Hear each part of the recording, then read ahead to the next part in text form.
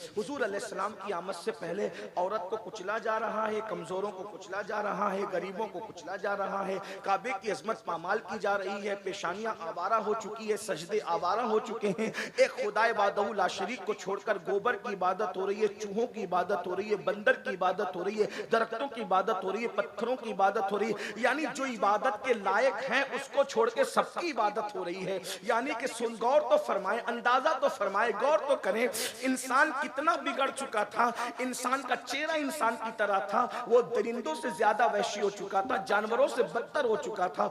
जो खुदा की हक तलफी करने लगे वो किसका हक अदा करेंगे? अल्लाह अकबर, अल्लाह अकबर। अंदाजा फरमाए हुजूर के आने से पहले के हालात जो मैं वाकया पेश करके आपको समझाना चाहता हूँ, बताना चाहता हूँ, जरा उसको महसूस करें। अगर दूसरे मकातिब फिक्र के भाई आए हैं उनसे भी मेरी गुजारिश है कि जरा मिलाद पर तवज्जो करें। मिलाद किस चीज का नाम है? मिलाद कहते किसे? अगर आपने किसी से सुन करके जो है वो यूं ही बोलना शुरू कर दिया है और यूं ही आप हुजूर अलैहिस्सलाम की मिलाद पर टिप्पणी करते हैं तो थोड़ा सा एक मुताला करें, मिलाद किस चीज का नाम है।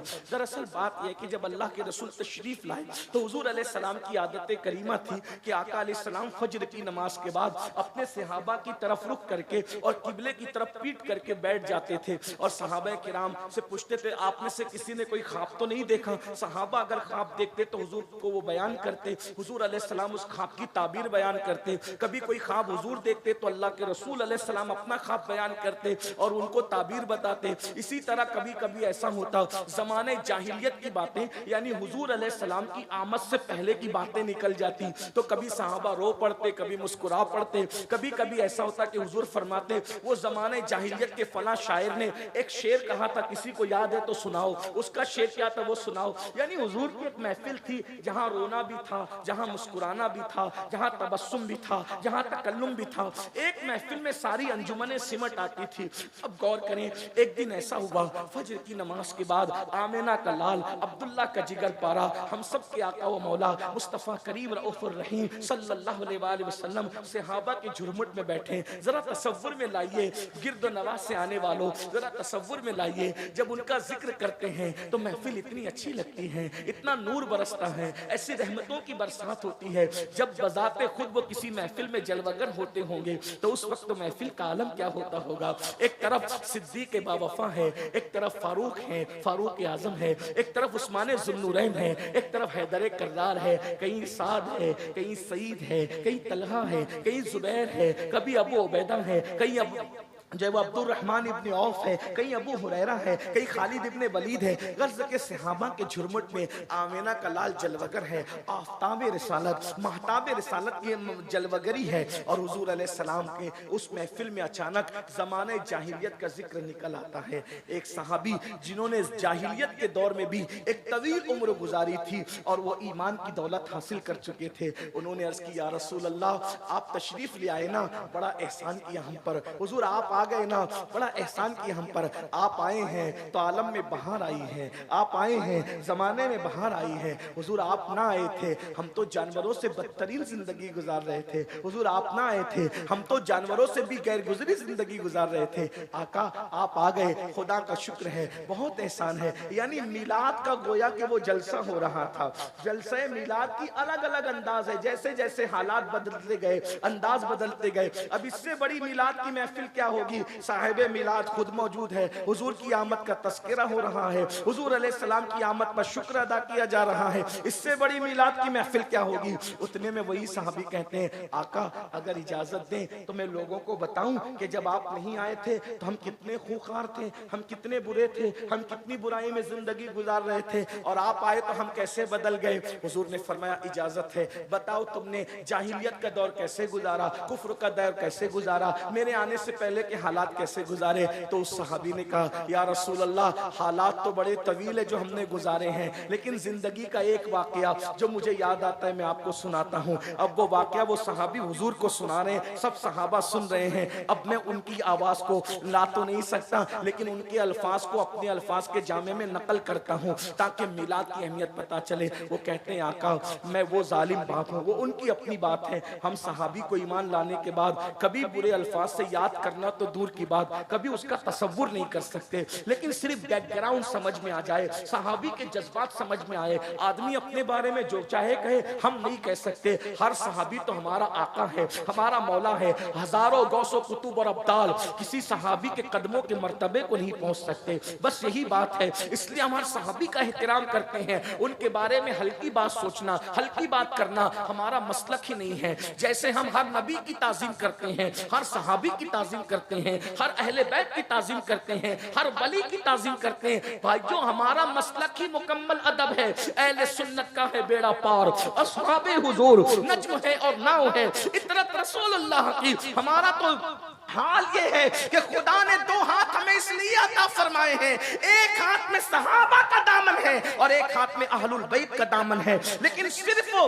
हालात समझ में आ जाए, वो अपने बारे में जो कह रहे हैं अपने अल्फाज के जामे में, वो कहते हैं आका हम इतना जुल्म करते थे या रसूल अल्लाह, मैं वो बाप हूँ कि जिसने अपने हाथों से अपनी 4-4 बेटियों को, एक रिवायत के मुताबिक 5 बेटियों को, एक रिवायत के मुताबिक 7 बेटियों को, बहरहाल जो भी है, लेकिन मैं यहाँ 4 का तस्करा कर दूं या रसूल अल्लाह, मैंने अपने हाथों से अपनी 4 बेटियों को जिंदा दफन किया है। तुम भी बेटियों के बाप हो। अल्हम्दुलिल्लाह मेरे घर में भी सैयदा की 2 कनीजें मौजूद हैं। अल्लाह अल्लाह, अंदाजा करें बेटों से ज्यादा आज मुसलमानों को बेटियों से प्यार है। आइए मैं आपको बताऊं उसकी वजह क्या है। उसकी वजह सिर्फ मिलादुन नबी है। अगर माएँ और बहनें मेरी गुफ्तगू सुन रही हैं तो वो भी बड़ी तवज्जो से सुने। अरे ये टीवी चैनलों पे बैठकर इस्लाम के खिलाफ बकवास करने वालों के बहकावे में आने की जरूरत नहीं है। दुनिया ने तो तुम्हें क्या सुलूक किया था, जरा तवज्जो से सुनो मेरी बहनों। वो सिर्फ आमिना का लाल है जिसने औरतों की इज्जत को बहाल किया है। वो सहाबी कहते हैं आका मैंने अपने हाथों से अपनी 4-4 बेटियों को जिंदा दफन किया है, लेकिन चौथी बेटी की दफन की दास्तानी कुछ और है। अल्लाह अकबर। अब मेरे अल्फाज के जामे में थोड़ी देर के लिए अल्लामा अरशदुल कादरी की तहरीरों का सहारा लेकर के थोड़ी देर सुन ले। वो कहते हैं आका 3 मरतबा बेटी के बाद बेटी, बेटी के बाद बेटी पैदा हुई, चौथी मर्तबा मेरी बीवी मुराद से थी। मुझे बड़ी उम्मीद थी कि अब की मर्तबा, चौथी मर्तबा बेटा ही पैदा होगा। अब की मर्तबा उम्मीद उम्मीद होती है, मोमिन हो या काफिर, अनपढ़ हो या जाहिल, इल्म वाला हो या बगैर इल्म वाला, उम्मीद तो उम्मीद होती है। अब की मर्तबा बड़ी तमन्ना थी, आसार नजर आते हैं, अल्लाह ने खुशी दिखाई है, अब की बार बेटा होगा। मैं बहुत उम्मीद में था, ऐसे में मुझे इंतजार था कि मेरी उम्मीदें यकीन में तब्दील होगी, मेरे घर के आंगन में फूल, खुशियों के फूल मुस्कुराएंगे। मैं इसी इंतजार में था। अचानक मुझे बहुत मजबूरी के तहत एक लंबे सफर पे जाना पड़ा। जाहिर सी बात है उस दौर का सफर ट्रेनों का सफर तो नहीं था, प्लेनों का सफर तो नहीं था। मिसाल के तौर पे आज कितनी दुनिया सिमट गई है। मैं सुबह को मैं कलियर शरीफ से चला हूं और शाम होने से पहले मैं पटना पहुंच गया हूं। इतनी दुनिया सिमट गई। अगर मैं कलियर शरीफ का प्रोग्राम करके वैशाली आता तो शायद 1 महीना गुजर जाता और मैं पहुंच पाता, लेकिन दुनिया सिमट गई है। तो उस दौर में जो सफर होते थे 2-2, 3-3 दिन के नहीं होते थे, महीनों के होते थे, सालों के होते थे। वो कहते हैं या रसूल अल्लाह अचानक लंबा सफर दरपेश था तो मैंने अपनी बीवी को बुलाया और बीवी को बुलाकर, अब देखो वो सहाबी के अल्फाज मैं अपने अल्फाज के जामे में समेट कर पेश कर रहा हूं। तसव्वुरात की दुनिया में खो जाइए। हुजूर की महफिल में सहाबी का बयान। कहते हैं आका जब मैं सफर पे जाने लगा तो मैंने अपनी बीवी को बुलाया और बीवी को बुलाकर कहा देखो अगर बेटा पैदा हो उसकी निगहदाश्त करना, उसका ख्याल करना, उसकी परवरिश करना, लेकिन हाँ अगर पहले की तरह बेटी पैदा हो तो फिर तुम उसको जिंदा मत रखना, बल्कि जैसे मैंने कब्र खोद करके उसको दफन कर दिया था 3 बेटियों को, वैसे चौथी को भी तुम दफन कर देना।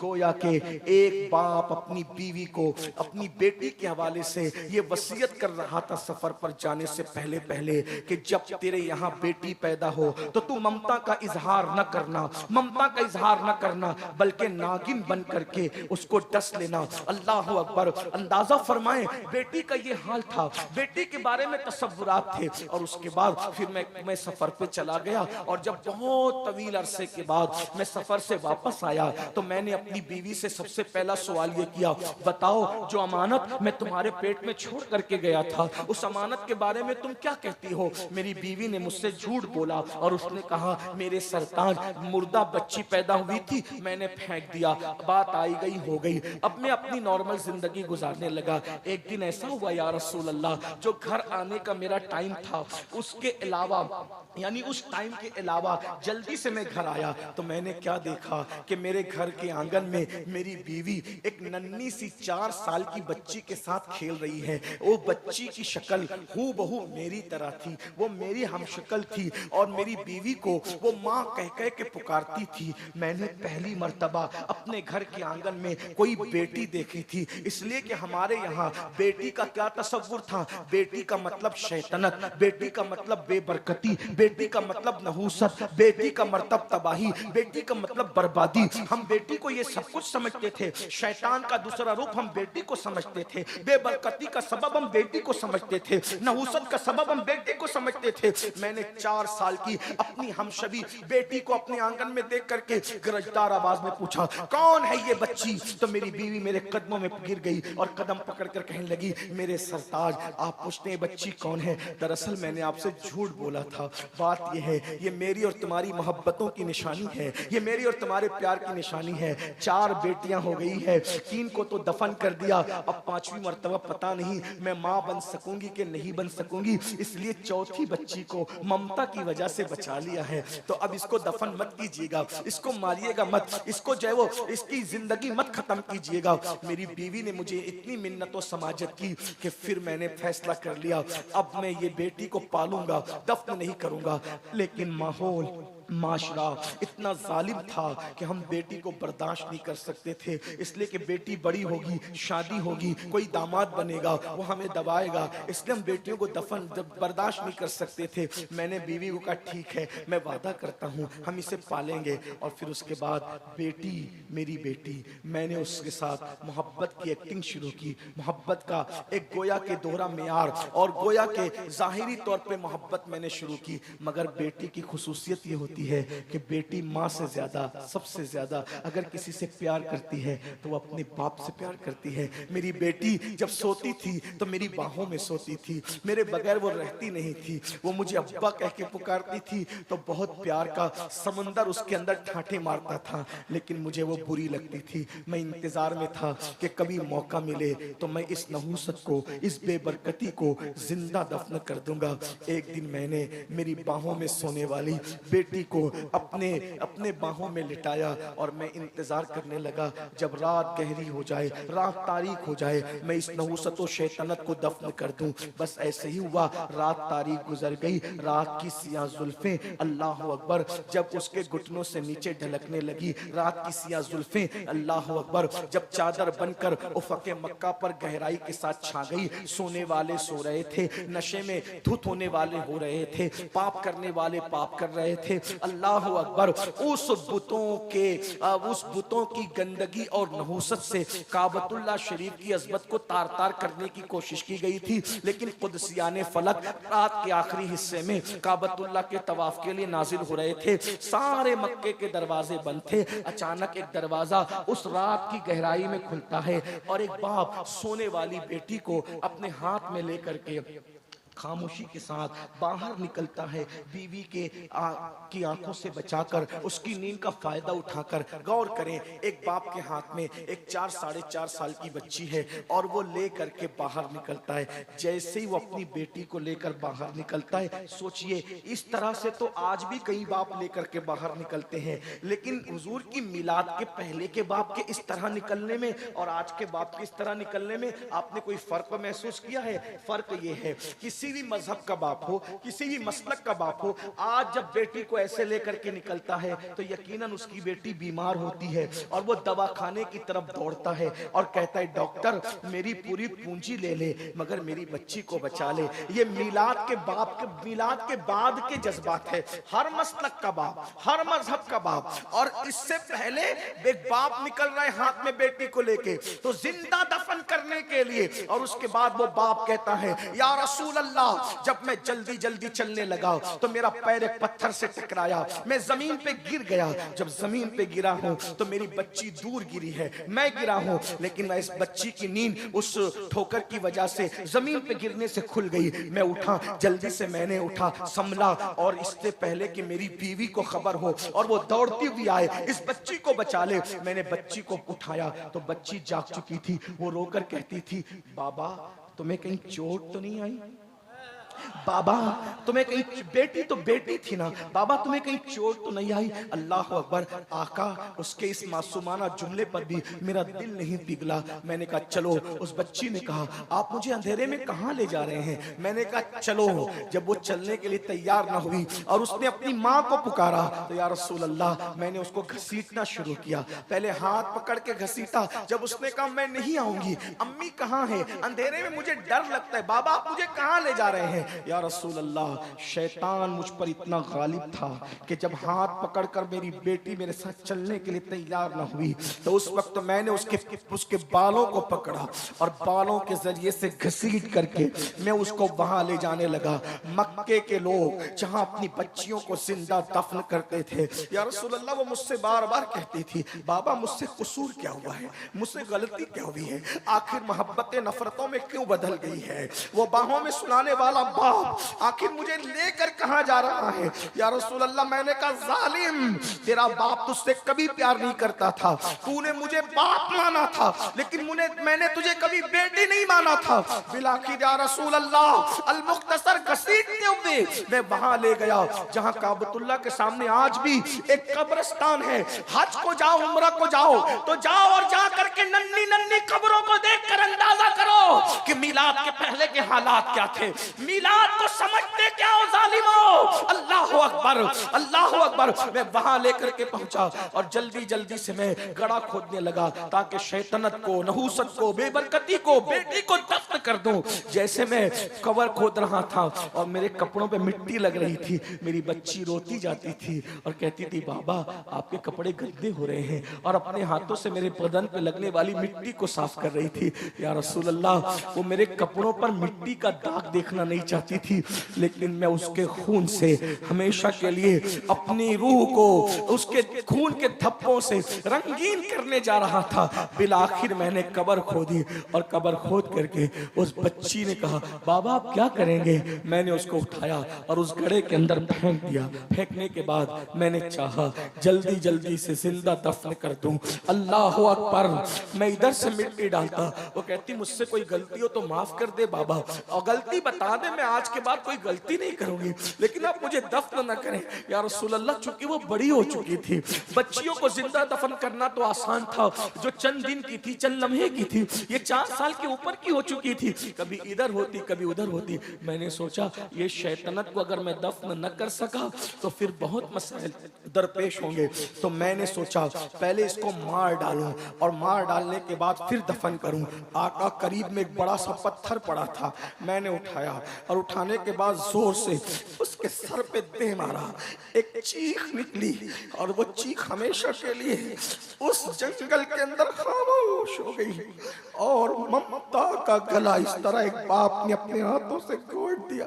या रसूल अल्लाह, फिर जल्दी जल्दी मैंने उसको दफन किया, और जब दफन करके मैं लौट रहा था तो मैं बहुत खुश था, सीना तान के लौट रहा था। शैतानत दफन कर दी, नहूसत दफन कर दी, बेबरकती दफन कर दी, मगर या रसूल अल्लाह, जब मैं लौट रहा था खुशी खुशी तो मेरे ज़मीर पे एक बोझ था। यूं लगता था जैसे सदाए बाज गश्त के तौर पे अब भी वो जुमले मेरे कानों से टकरा रहे हैं, बाबा मुझसे गलती क्या हो गई, मेरा कसूर तो बताए ना बाबा, मैंने गलती क्या की है। ये मंजर सुन करके हुजूर इतना रोए कि दाढ़ी आंसुओं से तर हो गई। पूरी महफिल में हिचकियों की आवाज आ गई और वो सहाबी भी रोते रोते हिचकियां लेने लगे। जब उन्होंने अपनी दास्तान अलम को खत्म किया, हुजूर अलैहिस्सलाम सर नीचा करके रो रहे थे।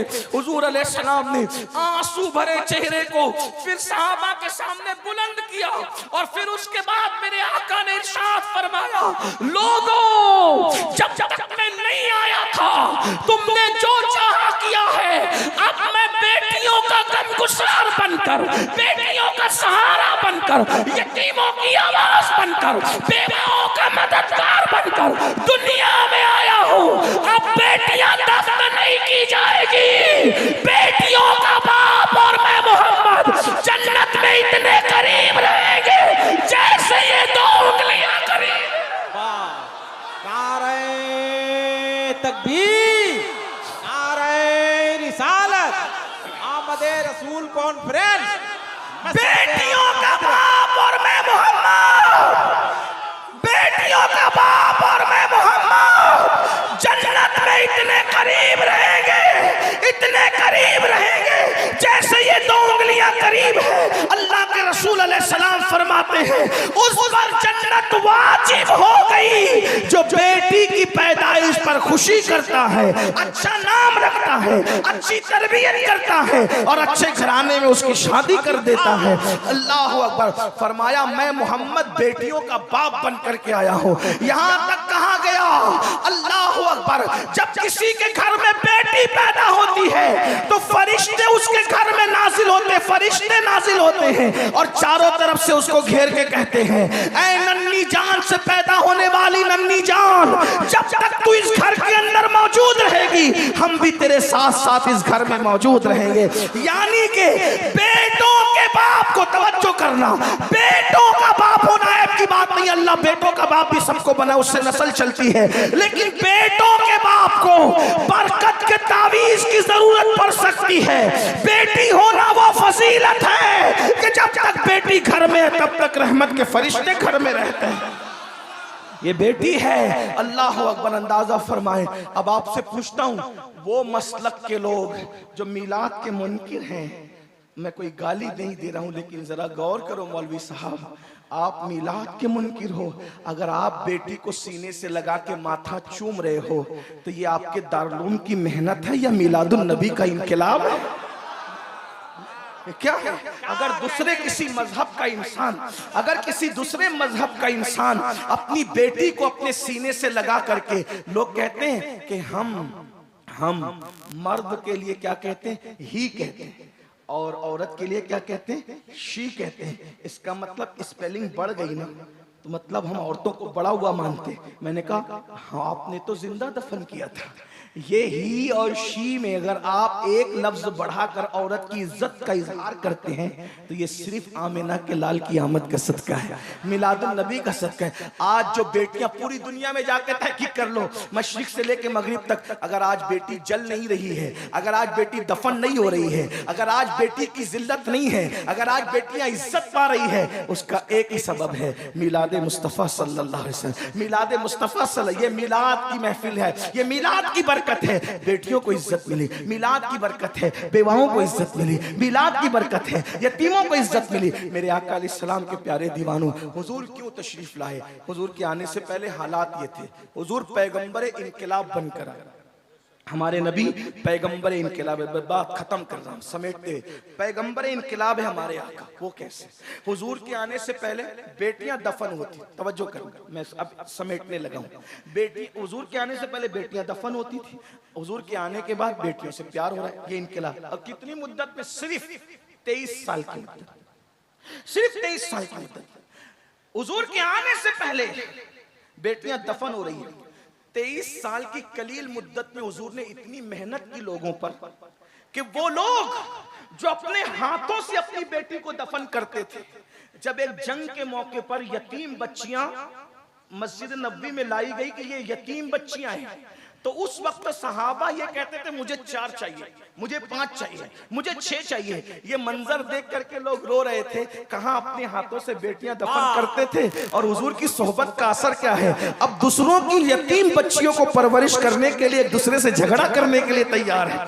और आका ने बेटी और यतीम की शान क्या बयान की पता है? एक रास्ते से हुजूर तशरीफ ले जा रहे थे, क्या देखा कि वहां से नूर निकल रहे, घर से नूर निकल रहे, नूर निकल रहे। सहाबे किराम को वो नजर दे दी थी हुजूर ने कि नूर निकलता हुआ देख लेते थे। अर्ज की या रसूल अल्लाह, इस घर से नूर निकल रहा है। आका फरमाते जाके तहकीक कर लो, इस घर में 2 ही काम हो रहे होंगे, या तो किसी यतीम की परवरिश हो रही होगी, या तो आज इसके घर में बेटी पैदा हुई होगी। अंदाजा फरमाए, ये बेटी की शान है। इसलिए इसलिए मैं आज भी आपसे कहता हूं, बेटी को बुरा मत समझो, बेटी को मनहूस मत जानो, बेटी को बुरा मत जानो। आजकल लोग बेटी को बोझ समझते हैं, आजकल लोग बेटी को बुरा समझते हैं। लेकिन एक बात आगे बढ़ने से पहले कह दूं, बल्कि बहनें मौजूद हो तो ये भी कह दूं, आज दुनिया इतनी जालिम हो गई, फिर से जालिम हो गई। हुजूर की आमद से पहले लोग बेटी को जिंदा दफन करते थे, मगर इतना तो हक देते थे कि वो पैदा हो जाए। तवज्जो करना, इतना तो हक देते थे कि वो पैदा हो जाए, पैदा हो। आज के तरक्की याफ्ता दौर में जब इस जालिम माशरे को पता चलता है कि पेट में बेटी है, तो डॉक्टर को रिश्वत देकर और ज्यादा पैसे देकर पटा फुसला कर मां के पेट में ही उस बच्ची को कत्ल कर देते हैं, चमचों से, छुरियों से। मक्के के काफिर बेटी को कम से कम कब्र में तो दफन करते थे, लेकिन आज के जालिम टुकड़े टुकड़े करके गटरों में बहा देते हैं। अपनी औलाद को पेट से गिराने वालों, औलाद के कातिलों, सुन लो, अल्लाह के रसूल ने फरमाया तुम पर जन्नत की खुशबू भी हराम है। जो मां के पेट से बच्चों को गिराते हैं गुर्बत के खौफ से, जहेज के खौफ से, शादी की महंगाई की बुनियाद पर, आका इरशाद फरमाते हैं कि ये बच्चे जिनको मां के पेट से गिराया जा रहा है, क़यामत के दिन बगैर सर के उठेंगे और अल्लाह की अदालत में अर्ज करेंगे, मौला इन माँ बाप से, जालिम से पूछ कि हमने क्या गलती की थी जिसकी सजा दी गई कि हमें दुनिया में आने से पहले कत्ल कर दिया गया। बच्चे चंद वजूहात की बुनियाद पे कत्ल हो रहे हैं। नंबर एक, या तो बेटियां इसलिए कत्ल हो रही है कि शादी कैसे करेंगे, वजह तुम हो, मिलाद मनाने वालों तुम हो, क्योंकि तुमने शादियों को इतना महंगा कर दिया है कि आज उन शादियों की बुनियाद पे बच्चियां कत्ल हो रही हैं। उनके कत्ल के जिम्मेदार तुम हो।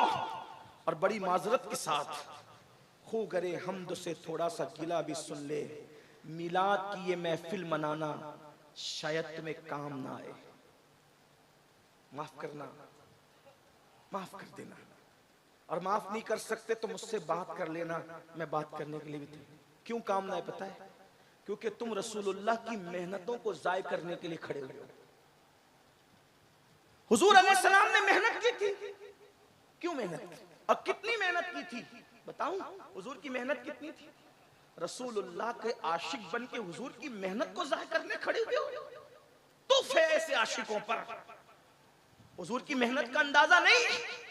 अरे बाप कलकत्ता जाके, दिल्ली जाके, सऊदी जाकर अगर माल कमा करके लाता है तो एक बेटा कहता है मेरे बाप का माथे का पसीना पैर तक आया है, तब कहीं जाकर के ये गुलशन सजा है। तुझे बाप के पसीने का इतना ख्याल है, रसूलुल्लाह के खून का तुझे ख्याल नहीं? अरे तेरा गुलशन बाप के पसीने पर सजा है, लेकिन ये दीन का गुलशन रसूलुल्लाह का खून, माथे का खून नालैन में आया था, नालैन में आया, तब ये गुलशन सजा है। तुम्हें एहसास नहीं? उम्मुल मोमिनीन सैयदा आयशा सिद्दीका ने पूछा था, या रसूल अल्लाह सल्लल्लाहु अलैहि वसल्लम, आपकी जिंदगी का सबसे मुश्किल दिन कौन सा है? थोड़ा महसूस कर ले, महसूस कर ले। मिलाद मनाने वालों, तुम बेटियों के कातिल हो, तुम बेटियों के कातिल हो, तुम सब कातिल हो। आज तुम शादी के नाम पर 2-2, 3-3 लाख का मुतालबा करते हो। तुम्हारी दीनदारियां कहां जाती है? इस्लाह माशरा का जलसा तुम रखते हो, इस्लाह माशरा के जलसे में तुम आते हो, अपने घर की शादी के मौके पे तुम्हारे इस्लाह माशरा के जज्बात कहां जाते हो? बताओ। दाढ़ियां रखते हो, उम्रे करते हो, हज करते हो, और ये जुल्म कर रहे हो। आज तुम्हें ये दर्द है, मुकर्रिर आता है तो उसके कान में फूंकते हो, मुसलमानों की बच्चियां गैरों के साथ भाग रही, जिम्मेदार कौन है? तुम हो। जब तुम गरीबों की बच्चियों के साथ शादियां नहीं करते, तुमने इतना महंगा कर रखा है। बिहार, बंगाल, यूपी में लड़के वाले जुल्म कर रहे हैं, कश्मीर में लड़की वाले जुल्म कर रहे हैं, पूरा मुल्क जल रहा है। कोई है ऐसा जो ये सोच सके कि मेरे नबी ने बेटी की आबरू बचाने के लिए मेहनत कितनी की थी? उस मेहनत को 2-3 जुमलों में सुन लें, दिल पे नक्श कर लें। उम्मुल मोमिनीन सैयदा आयशा पाक ने पूछा, आका आपकी जिंदगी का सबसे मुश्किल तरीन दिन कौन सा है? फिर खुद ही कहने लगी, चूंकि हुजूर से बहुत करीब थी और हुजूर की बारगाह में जिसको कहते हैं ना कि किसी का इतना फ्री हो जाना कि इंसान मुंह लग जाता है, हुजूर बहुत प्यार करते थे उनसे। उनके बिस्तर पे कुरान नाज़िल होता था, वो जो चाहती थी सवाल कर लेती थी। तो कहती थी सबसे मुश्किल दिन आपकी जिंदगी का कौन सा था? फिर खुद ही स्टेटमेंट दे दिया, ओहद का दिन मुश्किल था ना आपके लिए, जिस दिन आपके दंदान शहीद हो गए थे, घोड़े से आपको जमीन पे डाल दिया गया था, घुटने फट गए थे, पूरा जिस्म लहू लहान था, हुजूर खुद नहीं चलते थे, सहाबा उठा करके पहाड़ पे ले गए थे, पूरे जिस्म से लहू रस रहा था। आपके जिंदगी का सबसे मुश्किल दिन ओहद का दिन था ना आका? हुजूर ने फरमाया नहीं नहीं, 70 सहाबा शहीद हुए थे ओहद के दिन, वो मुश्किल दिन नहीं था। अमीर हमजा का कलेजा चबाया गया था। मेरी जिंदगी का वो मुश्किल दिन इतना मुश्किल था, लेकिन सबसे मुश्किल नहीं था। अमीर हमजा की नाक, कान, होठ, उंगलियां काटकर रस्सी में पिरोकर हार बनाकर पहनने वालों ने गले में पहना था, बाजू में बांधने वालों ने बाजू में बांधा था, पाजेब की शक्ल में पैर में डाले गए थे, कलेजा चबाया गया था। उस दिन हजरत हंजला पहली रात का दूल्हा शहीद हुआ था। 70 सहाबा की लाशें पड़ी थी। सरकार कहते हैं मुश्किल तो था आयशा, लेकिन सबसे मुश्किल दिन मेरी जिंदगी का वो नहीं था। फिर पूछा हुजूर कौन सा था? तो मेरे आका ने फरमाया ताइफ का दिन मेरी जिंदगी का सबसे मुश्किल तरीन दिन था आयशा। अर्ज़ की हुजूर उसका क्या दास्तान है? फरमाया आयशा, जब मक्के वालों ने मेरी बात नहीं सुनी तो मैं ताइफ गया। 15 दिन, 1 महीना या 40 दिन तक, 3 रिवायतें मिलती है, मैं वहां रहा। मैंने वहां के लोगों को समझाया, उन्होंने नहीं माना, बल्कि उन्होंने गालियां दी, पीठ के पीछे छोकरे लगा दिए। वो चिल्लाते थे पागल पागल पागल, और आगे 2 कतार लगा करके खड़े थे, उनके हाथों में पत्थर थे। मैं जैसे ही गुजरता तो मुझ पे पत्थर बरसा। आज हम लोग जब तकरीर करने जाते हैं, नात पढ़ने जाते हैं, दीन की खिदमत करने जाते हैं, तो ये एहसास तड़पाता है, गुलामों के लिए फूल बरस रहे, बल्कि गुलाम भी नहीं, डायरेक्ट गुलाम दर गुलाम दर गुलाम दर गुलाम, बल्कि उनके दर के सगाने बेहुनर इन पे फूल बरस रहे, नजराने दिए जा रहे, अच्छे से अच्छा खाना खिलाया जा रहा है। और उसके बाद जब निकलते तो हाथ जोड़ के मेजबान कहता है हजरत कोई गलती हो तो माफ कर देना। ये हम लोगों के लिए है, जबकि हम दीन की खिदमत नहीं कर पा रहे। लेकिन अपने रसूल के लिए क्या हुआ मुसलमानों, मेरी कौम के जवानों, क्या हुआ? आका फरमाते 2 कतार लगा करके वो खड़े थे और मुझ पे पत्थर मार रहे थे। पत्थर सर से लेकर के पैर तक मारते थे, लेकिन खास तौर पे आयशा, वो मेरी पिंडलियों पे पत्थर मारते थे। नालैन खून से भर गई थी, नालैन खून से भर, मुझसे खड़ा नहीं रह जाता था, मैं बैठ जाता था। आयशा, जब मैं बैठ जाता था तो वो दोनों तरफ से मेरे बाजू पकड़ के उठा के खड़ा करते थे और खड़े करके फिर मुझे मारते थे। ये हुजूर की मेहनत थी। आज हुजूर की मेहनतों पर किसको एहसास? बाप की मेहनतों का एहसास फज्र की नमाज में बेसुध सो करके मस्जिदों को वीरान करने वालों, क्या समझते हो कि सिर्फ झंडे और कुमकुमे और ये जलसे तुम्हें कयामत के दिन बख्शवा लेंगे? हुजूर की मेहनतों का एहसास किए बगैर यकीनन ये बख्शिश का जरिया है, मुझे इनकार नहीं है। मैं फिक्र रजा का अल्हम्दुलिल्लाह गुलाम हूं। मेरे इमाम के अफकार हमारे लिए मशाले राह है। लेकिन सुन्नियों, मिलाद के जलसे में आने वालों, जरा सोचो, जब तुम फजर की नमाज में सोते पड़े रहते होंगे तो हुजूर का ये जिस्म जख्मी किया गया था, हुजूर के दिल पे क्या गुजरती होगी? हाँ हाँ, रात के 3-3 बजे तक जब तुम जिना की फिल्में देखते हो, आशिकाने रसूल, जलसों में कहते हो नबी के नाम पे जान कुर्बान करेंगे, और नरम गद्दों पे लेट करके जब तुम गंदी फिल्म देखते हो तो रसूलुल्लाह के दिल पे क्या गुजर? इसी दिन के लिए मैंने ताइफ में पत्थर खाए थे। औरतों के साथ नाजायज ताल्लुकात कायम करते हैं आजकल के लड़के और लड़कियां, औरतों को पाप की नजर से देखते। आप मुर्दा रसूल का कलमा नहीं पढ़ते, आप उस रसूल का कलमा पढ़ते हैं कि आपका लम्हा लम्हा हमारे रसूल देख रहे हैं, अल्लाह के इज़्न और अता से देख रहे हैं, वो हमारी जानों से ज्यादा करीब है। बताओ, जब कोई मेहनत करता है, ये सिर्फ जलसा मेहनत से सजा, अगर इस जलसे को खराब करेंगे ना तो जलसा बनाने वाले जो जलसा जिन्होंने मुनक्किद किया, इमाम साहब हो या इनकी कमेटी हो, अमीनुल कादरी भी अगर जलसा खराब करेगा अच्छा नहीं लगेगा, बोलेंगे दूसरी बार इसको मत बुलाना, सैयद होगा अपने घर का, हमारा जलसा खराब कर गया।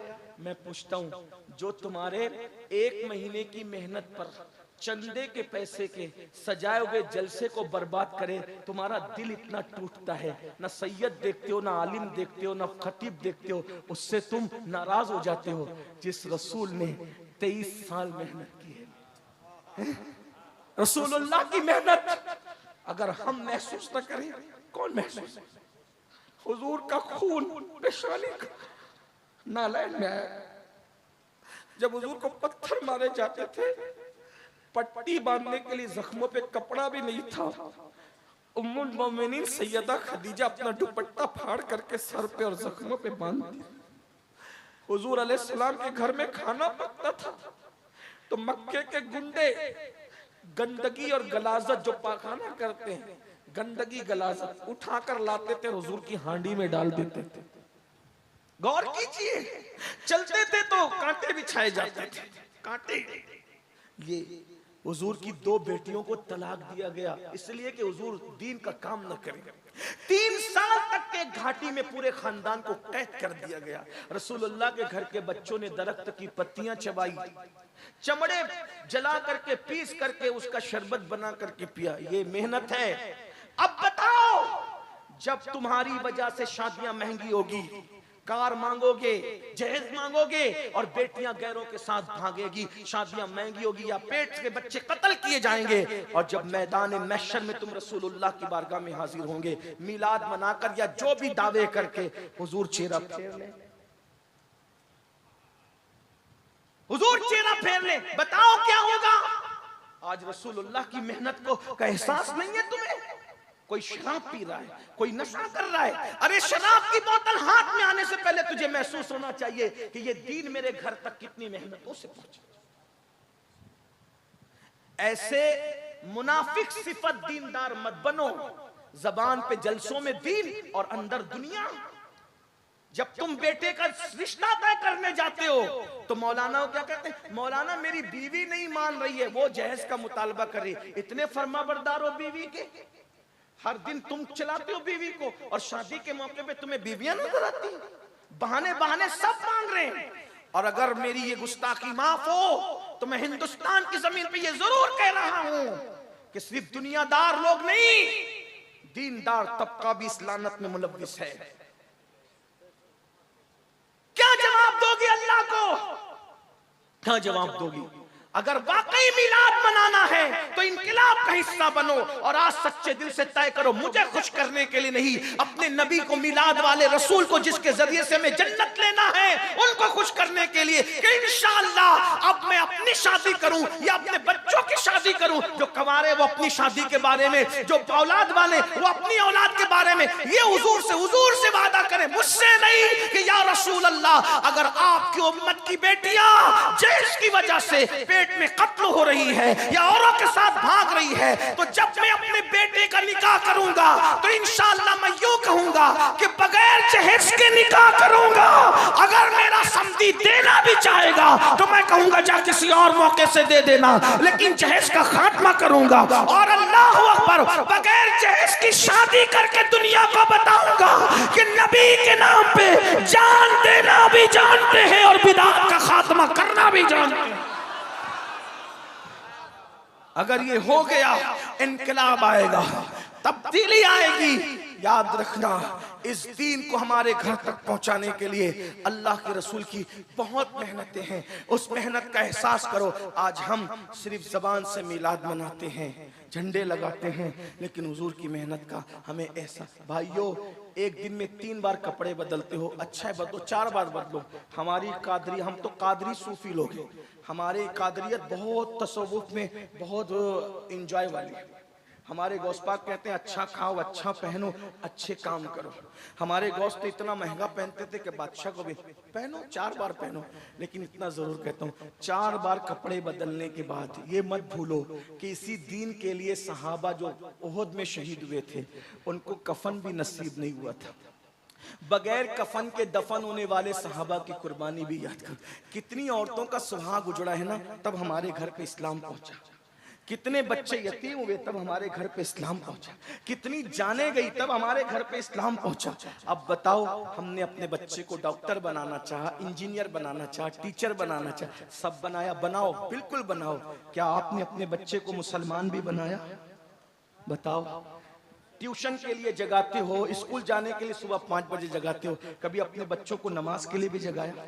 बहुत माजरत के साथ, जो रसूल कहे कि नमाज मेरी आंखों की ठंडक है, नमाज पढ़ते हो? नहीं। जलसे में आए 3 घंटा बैठेंगे, 5 घंटा बैठेंगे, कितने लोग इशा पढ़ के? हाथ मत उठाना, जलील करना मकसद नहीं। हुजूर की उम्मती हो, हमसे बेहतर हुआ, आपकी हुर्मत को काबे से अफजल करार दिया गया है। लेकिन इतना पूछता हूँ, इशा कितने पढ़ के आए और जाके फजर कितने पढ़ेंगे?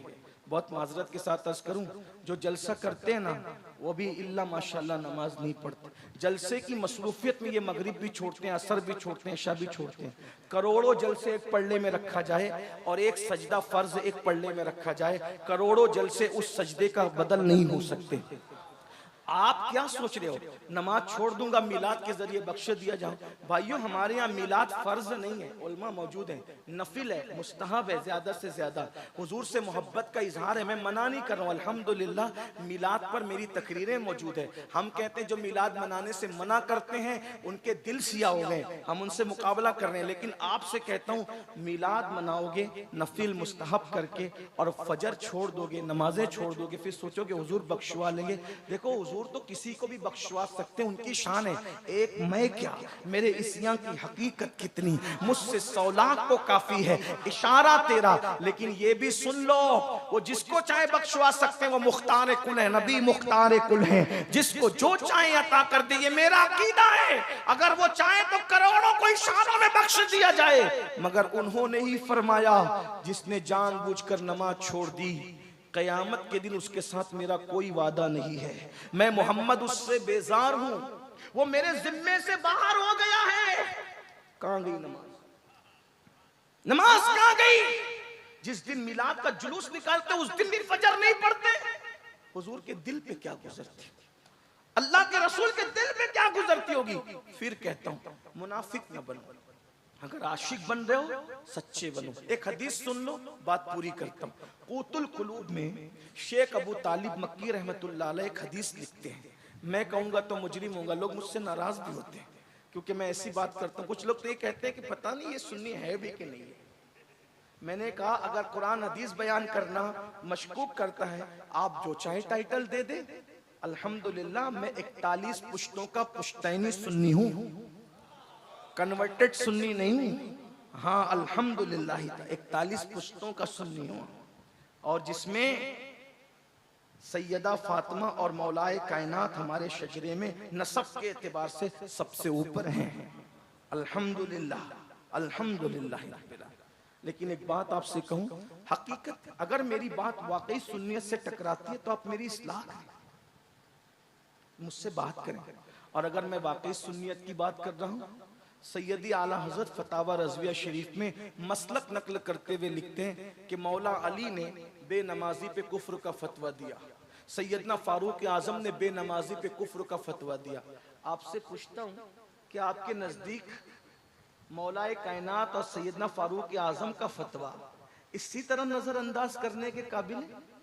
अगरचे हम हनफी होने के एतबार से हमारे आला हज़रत ने बताया हमें, और हमारे इमाम ने बताया कि हम बेनमाजी को डायरेक्ट काफिर नहीं कहते, फासिक कहते हैं। हमारा अकीदा ये नहीं है, इसलिए कि जो हदीसों में आया है उसकी तावील हमारे इमाम आजम ने की है। लेकिन एक बात आपसे कहता हूँ, मौलाए कायनात ने फतवा दिया बेनमाजी काफिर, फारूक आजम, अगर अल्लाह न करे, अल्लाह न करे, 1000 बार न करे, अगर आपसे पूछता हूँ इमाम आजम के कौल की बजाय मौलाए कायनात के कौल पर कयामत के दिन फैसला हुआ तो कहां जाओगे?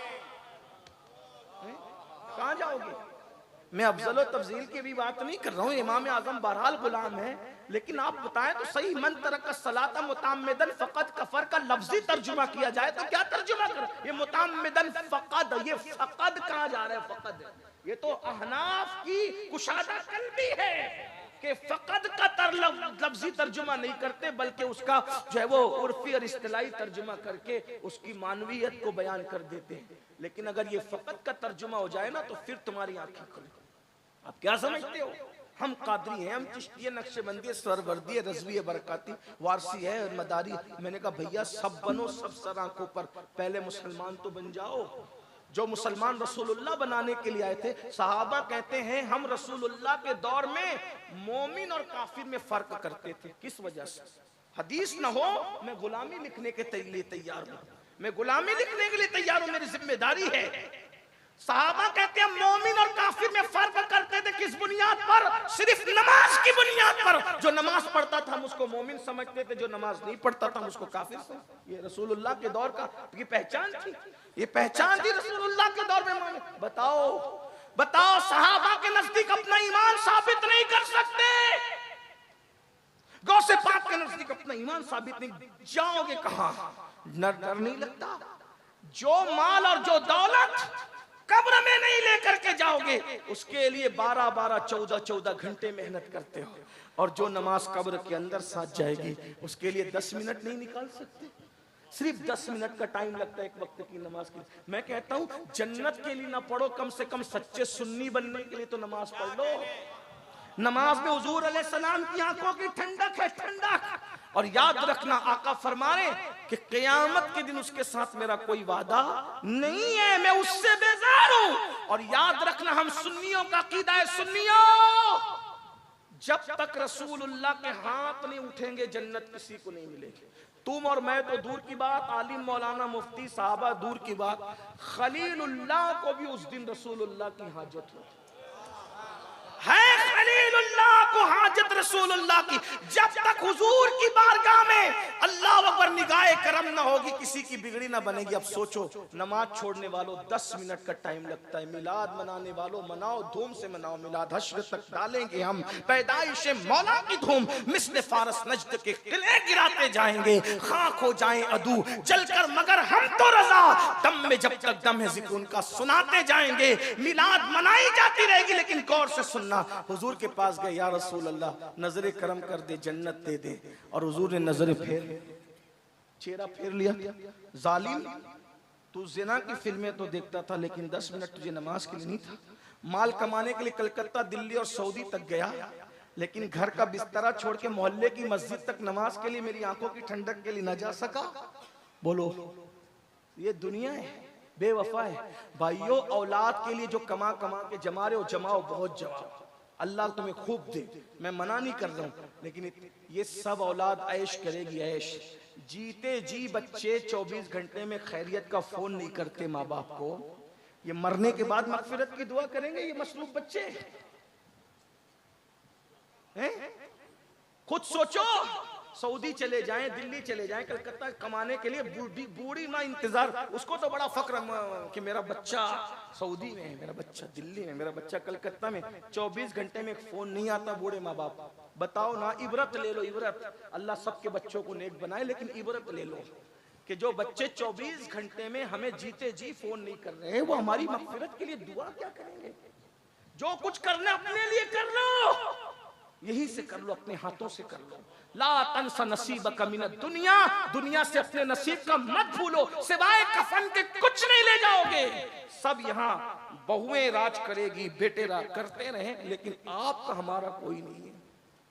कब्र में कीड़े चलेंगे, इन मोटे मोटे नरम नरम खूबसूरत जिस्मों में कीड़े चलेंगे। बहुत घमंड है ना अपने नसब पर, अपने जिस्म पर, अपनी दौलत, कीड़े चलेंगे। मैं कोई बद्दुआ के तौर पे नहीं कह रहा हूं, हकीकत है। ऐसे कीड़े की हड्डियां भी चाट जाएंगे कीड़े, क्योंकि हुजूर से वफा नहीं, नमाज नहीं पढ़ी, हुजूर की बात नहीं मानी, सिर्फ जबान से दावे करते रहे। मगर हाँ, अगर कोई सच्चा रसूलुल्लाह का वफादार है, कीड़ा चलना तो दूर की बात, इंशाअल्लाह उसका कफन भी मैला नहीं होगा। लेकिन कोई वफा तो करे। जो हदीस पढ़ने लगा था वो सुन ले, बात मैं पूरी करता हूँ। क़ुतुल क़ुलूब में शेख अबू तालिब मक्की रहमतुल्लाह अलैह हदीस लाए कि अल्लाह के रसूल अलैहि सलाम का इरशाद है, मेरे आका फरमाते हैं, जो मुझसे इश्क का दावा करे, हम सब आशिक लोग हैं ना, इश्क का दावा। आका फरमाते जो मुझसे इश्क का दावा करे और पूरी रात सोता रहे, मैं मोहम्मद ऐलान करता हूं कि वो झूठा है, झूठा। जो रात भर सोए इश्क का दावा करके वो झूठा है, तो जो फजर में भी सोता रहे सुबह के वक्त, वो कितना बड़ा झूठा होगा। इसका मतलब जो आशिक लोग हैं ना, वो रातों को सोते नहीं है। इश्क हो जाए तो दुरूद पढ़ते जगेंगे, नफिल पढ़ते जगेंगे। देखा उस आशिक को, देखा उस आशिक को जो माँ के पेट से वली पैदा हुआ था, लेकिन 40 साल तक इशा के वजू से फजर की नमाज पढ़ी। गौस पाक को जानते हो कि नहीं जानते? उन्हें क्या जरूरत थी, माँ के पेट से वली पैदा हुए थे। लेकिन इश्क जितना ज्यादा होता है, आदमी इबादत उतनी ही ज्यादा करने लगता है। हम कैसे आशिक है कि 3-3 दिन तक पाक भी नहीं रहते, खड़े होकर पेशाब करते हैं। हम कैसे आशिक है कि हफ्ते हफ्ते भर मस्जिद जाने की तौफीक भी नहीं होती। एक जुमला कह दूं, बुरा ना मानो तो, जो इश्क तुम्हें घर से निकाल के मस्जिद तक नहीं ले जाता, इतना कमजोर है तुम्हारा इश्क। तो जो इश्क इतना कमजोर हो, जो घर से मस्जिद तक न ले जा सके, वो इश्क तुम्हें कभी जन्नत तक नहीं ले जा सकता। इश्क तो वो है जिसने हंजला को पहली रात की दुल्हन छुड़वाकर ओहद के मैदान तक लाया था। इश्क तो वो है जिसने इमाम हुसैन को मदीने का आराम छुड़वाकर करबला तक लाया था। इश्क तो वो है जिसने हमजा का को इतना हौसला दिया था कि कलेजा चबवा कर भी मुस्कुरा रहे थे। इश्क ये है। ये इश्क वाले मजे ले रहे होंगे, और हम जैसे जो सिर्फ दावा कर रहे हैं, दावे में रह जाएंगे। दुआ करो अल्लाह में सच्चा आशिक बनाए। अहद करो, बोलो करते हो अहद? आज से नमाज छूटेगी? बोलो आज से नमाज छूटेगी? नहीं। कितने लोग अल्लाह के रसूल को गवाह बनाने के लिए हाथ उठाकर वादा करते हैं कि इंशाअल्लाह 5 वक्त की पढ़ेंगे। हुजूर के नाम पे बताओ कितने हाथ उठाते? हाँ माशाअल्लाह, उठा के रखे, हुजूर गवाह हो जाए। जरा हम भी तो देखें। हम देखे ना देखे, लेकिन मदीने की सरकार देख रहे हैं। उठाएं, बोलो वादा करते हो? ए अल्लाह, वादा करना तेरे महबूब के नाम पे इनका काम है। इस वादे की लाज रखना तेरे करम पर है। अल्लाह सबको नमाज। दूसरा थोड़ा मुश्किल वादा, कितने वो गैर शादीशुदा लड़के हैं जो वादा करते हैं कि बगैर जहेज के शादी करूंगा। हाय हाय, हाँ सुभान, उठा के रखें। ये इनके, ये मिलाद इनकलाब का नाम है। लेकिन बोल